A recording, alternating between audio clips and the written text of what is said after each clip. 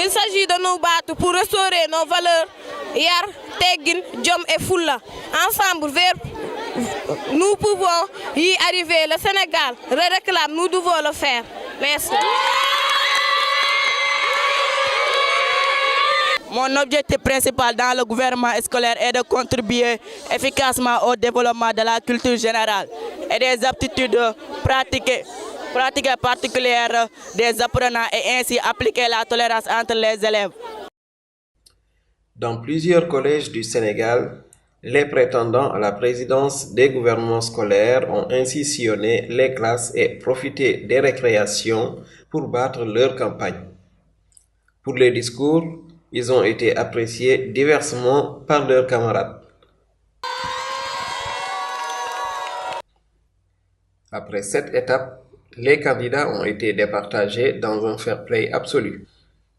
Nous sommes réunis et on a partagé le processus qui va de la sensibilisation des principaux, des élèves, pour leur expliquer le processus. Une fois le processus expliqué, on est venu à l'élection des délégués. L'élection des délégués se passe dans ce qu'on appelle le suffrage universel. C'est-à-dire que tous les électeurs de la classe désignent leurs délégués. Ces délégués-là, selon les établissements, ça peut être 2 par classe ou 3.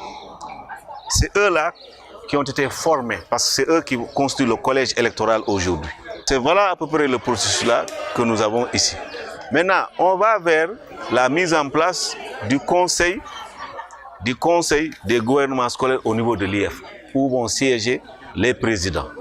C'est là maintenant où nous allons avec eux, parce que là, la mise en place, on a fait de telle sorte que ça se déroule comme dans l'élection, que ça se déroule dans notre pays. Pour accéder à la présidence du gouvernement scolaire, ça n'a pas été une chose trop facile, car il a fallu qu'on batte campagne durant des jours et qu'on se mette sur le terrain pour négocier avec les délégués et avec les élèves et leur demander d'adhérer à notre programme. Bon, c'était principalement ça et de les convaincre. Voilà, surtout le fait de les convaincre et de leur proposer un programme qui est basé sur le changement. Je pense que ça n'a pas été facile. C'était vraiment riche en émotions et je ne sais pas comment je vais le dire, parce que les élèves se sont bien investis, ils se sont bien imprégnés et ils se sont appropriés la campagne. Ils avaient tout en leur possession, on n'a fait que les guider. Donc ils sont arrivés à faire une campagne digne de ce nom, à sortir les mots de notre établissement et à s'engager à tout faire pour y remédier. Cet exercice a été aussi pédagogique, pas seulement pour vous, mais pour la classe politique sénégalaise. Puisque, avec l'aide de vos encadreurs, l'aide de Peïtoum Dakarou, de l'inspection de l'éducation et de la formation et des enseignants, vous avez réussi des scrutins totalement paisibles, démocratiques, transparents, ayant donné des résultats acceptés par l'ensemble des acteurs. Je voudrais donc vous féliciter solennellement pour votre élection et cette leçon formidable que vous avez réitérée à la classe politique nationale en cette année de veille d'élection présidentielle. Le cas de la ville de Guédiawaye aura attiré notre attention plus que les autres, car un portage institutionnel de l'inspection de l'éducation et de la formation a rendu le processus plus professionnel avec des encadreurs et des chefs d'établissement beaucoup plus engagés. Alors je me suis dit que quelque chose est en train de bouger chez nos enfants-là, que nous ne sommes pas en train de nous rendre compte. Alors il faudra maintenant qu'on l'accompagne. Alors c'est là où j'ai estimé avec la mairie de la ville de Guédiawaye et avec les partenaires Peïtoum Dakarou, nous avons réfléchi pour dire on va cette fois-ci davantage en tant qu'IF m'impliquer en nommant un coordonnateur qui va superviser la mise en place des gouvernements scolaires suivant le schéma qui a été défini dans la circulaire que le ministre nous avait envoyée. il s'agissait dans un premier temps de sensibiliser. Donc avec Pencum Dakaro, qui est le partenaire clé, nous avons retenu et le Pencum Dakar a accepté de nous accompagner en mettant quelques moyens financiers qui pourraient aider ici ou là à permettre de tirer les bulletins, à assurer plus ou moins la restauration pour la formation. Ceci constitue donc une nouvelle façon de faire dans les établissements scolaires, comme le souhaite le ministre de l'Éducation nationale à travers la circulaire relative à la création des gouvernements scolaires dans les lycées et collèges qui clôt l'ère des foyers socio-éducatifs. Cette structure a pour but d'éduquer les enfants à la démocratie, comme vous venez de le dire. Elle permet aussi aux élèves de se familiariser avec le fonctionnement d'une institution étatique. Ainsi, apprendre aux élèves à débattre, à donner des opinions et à mettre sur pied des projets visant à améliorer la vie de leur école. Cette activité permet de former de bons citoyens. Bref, le gouvernement scolaire est un levier de développement à la base. L'objectif, en tout cas, qui est visé à travers le gouvernement scolaire, c'est d'amener les enfants à prendre conscience de la responsabilité qui pèse sur les épaules en tant que jeunes citoyens, mais en tant que futurs cadres, n'est-ce pas, de ce pays-là, mais aussi les amener à être autonomes dans leur prise de décision. Vous voyez. Et je sais qu'à ce niveau-là, si le gouvernement scolaire joue son rôle fondamental et un rôle qui ne s'arrête pas seulement au lancement des activités culturelles, le gouvernement scolaire donc, s'il joue son rôle à travers les différentes activités, à travers les missions et les responsabilités, non seulement l'établissement en gagne, n'est-ce pas, il gagne du moins, mais aussi les élèves eux-mêmes y gagnent parce qu'ils apprennent déjà à être autonomes, à être responsables, n'est-ce pas, pour que demain, qu'ils puissent eux-mêmes, dans le cadre professionnel, qu'ils puissent, n'est-ce pas, utiliser ce capital d'expérience, n'est-ce pas, dans leur milieu professionnel. Il y a une dimension citoyenne qui est là. On essaie de plus en plus aujourd'hui de faire de l'école une affaire de la communauté. Et dans cette communauté, on peut compter les apprenants, les élèves eux-mêmes, qui doivent quand même participer à la gestion de ces établissements aujourd'hui.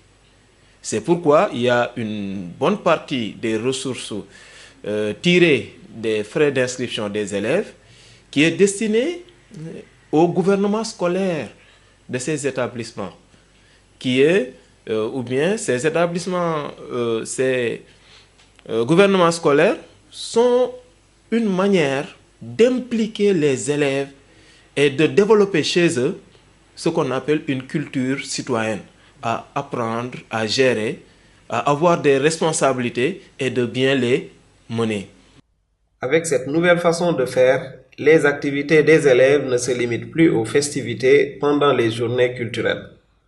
Si on voit le calendrier scolaire, d'habitude, les journées culturelles sont organisées à l'issue du premier semestre. Une manière un peu de remobiliser l'énergie des élèves. Et si vous voyez bien les activités qui sont choisies, c'est des activités purement pédagogiques parfois. Par exemple, les déclamations de poèmes, les génies en herbe, les conférences organisées autour de thématiques qui intéressent au premier chef les apprenants. Ce qu'on peut avoir comme information concernant l'historique de l'école, tout ça, c'est des éléments à mettre dans le registre de la dimension pédagogique de ces journées culturelles. Évidemment, l'école étant le microcosme de la société, vous voyez que donc tout ce qui se passe dans la société rejaillit à l'école. Mais c'est à nous, acteurs du système et responsables du système, d'encadrer l'école, d'encadrer les élèves, de telle sorte que les tares, n'est-ce pas, qu'on ne puisse pas retrouver à l'école, les tares de la société. Parce que l'école devrait être une sentinelle pour agir, n'est-ce pas, dans la société, et essayer de développer des valeurs que les enfants pourraient transmettre même au niveau de la société. Et dans ce sens-là, on devrait faire en sorte que ce qui se passe en tout cas dans le milieu des adultes, les aspects négatifs, n'est-ce pas, qu'on ne puisse pas voir ça au niveau de l'école. Au contraire, qu'on puisse encadrer les enfants pour leur dire, voilà des références, voilà des conduites à développer, voilà des valeurs qu'il faut développer. Heureusement, les élèves qui ont été élus, surtout dans l'IEF de Guédiawaye, ont affiché des ambitions qui forcent le respect. Les gouvernements précédents se focalisaient simplement sur le folklore. Or que le gouvernement scolaire consiste à former de bons citoyens, des gens aptes à occuper des postes gouvernementaux dans le futur. C'est ça précisément l'objet de notre programme. Et en plus, essayer d'assainir notre établissement. Car vu que le lycée Seydina Limamou Laye, c'est un grand lycée d'excellence, ici dans la sous-région et même à l'Afrique de l'Ouest, reconnu mondialement, il faut que le lycée soit bien assaini. Et c'est sur ça que j'ai basé mon programme. Pour être en phase avec le paquet et rester dans les objectifs de la circulaire ministérielle, des formations et un accompagnement judicieux ont été recommandés ou mis en œuvre. Et on aura des indicateurs qu'on va définir de commun accord qui seront évalués à la fin de l'année et les meilleurs gouvernements scolaires seront primés. Voilà comment nous voulons redynamiser et donner un rôle, un contenu davantage au programme que les candidats ont eu à défendre. Chaque candidat a dit, si vous m'élisez, je vais faire ceci.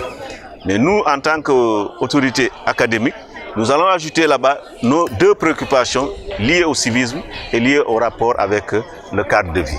Au niveau région, quand on aura rencontré nos autres partenaires qui sont dans les autres régions du Sénégal, nous allons aussi partager ces bonnes pratiques-là pour que l'expérience qui est évoquée à travers les gouvernements scolaires de Guédiawaye puisse faire tache d'huile, pour que ce qu'on attend de ces jeunes-là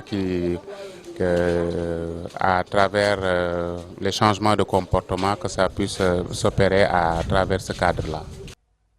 En définitive, on peut dire que l'école connaît un souffle nouveau avec cette plus grande responsabilisation des élèves qui pourrait aboutir, espérons-le, à leur participation beaucoup plus active dans les concertations qui concernent leur établissement et sa gestion.